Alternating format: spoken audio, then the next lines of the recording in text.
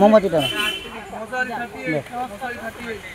আমরা মোট প্রায় শতাধিক দুস্থ মায়েদের এবং কিছু শিশুদের আজ অর্থাৎ মঙ্গলবার সেবা সেতু প্রতিষ্ঠানের আয়োজনে পশ্চিম মেদিনীপুর ও ঝাড়গ্রাম রামকৃষ্ণ বিবেকানন্দ ভাব প্রচার পরিষদের অন্তর্গত বেলদা ইউনিটের সহযোগিতায় পশ্চিম মেদিনীপুর জেলার অন্তর্গত নারায়ণগড় ব্লকে অবস্থিত কৃষ্ণপুর গ্রামে শতাধিক দুস্থ মায়েদের ও ছাত্রছাত্রীদের শীতবস্ত্র, শাড়ি, বিছানা চাদর ও মশারি এবং জামা প্রদান করা হলো।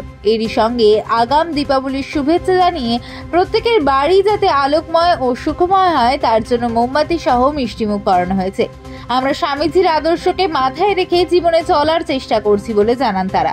এই অনুষ্ঠানে উপস্থিত ছিলেন সেবা সেতু প্রতিষ্ঠানের কর্ণধার অনুভব বেদ, শুভজিৎ মাইতি, শুভজিৎ ডহরিয়া, সমতা পাল, সমৃতি রয়, যুব পরিষদের পক্ষে বেলদা জোনের কনভেনার সম্মানীয় অশ্বিনী প্রামাণিক ও বেলদা রামকৃষ্ণ সারদা আশ্রম অগ্রণী সদস্য সম্মানীয় বন্দনা দেবনাথ সহ দুই সংগঠনের অন্যান্য সদস্যবৃন্দ।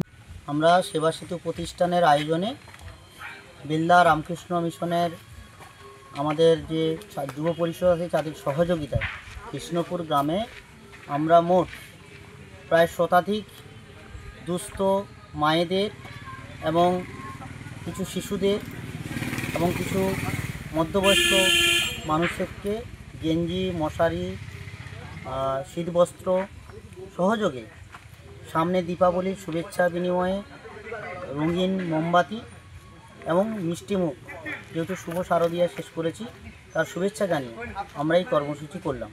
এই কর্মসূচি করার একটি মাত্র উদ্দেশ্য, বর্তমান সমাজে এখনও বিভিন্ন এলাকা, প্রত্যন্ত গ্রাম যেখানে এখনও সরকারিভাবে যে সাহায্য সহযোগিতা প্রয়োজন সেই সহযোগিতা পৌঁছায়।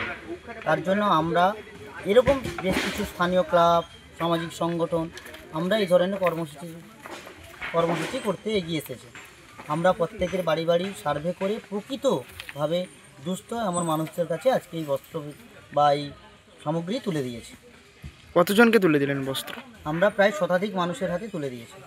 কোথায় করলেন আয়োজন? কৃষ্ণপুর প্রাথমিক বিদ্যালয়ে আমাদের অনুষ্ঠানটি হলো। গ্রামের নাম কৃষ্ণপুর। কী নাম আপনার? আমার নাম অশ্বিনী প্রামাণিক, আমি যুব পরিষদের এখানকার কনভেনার।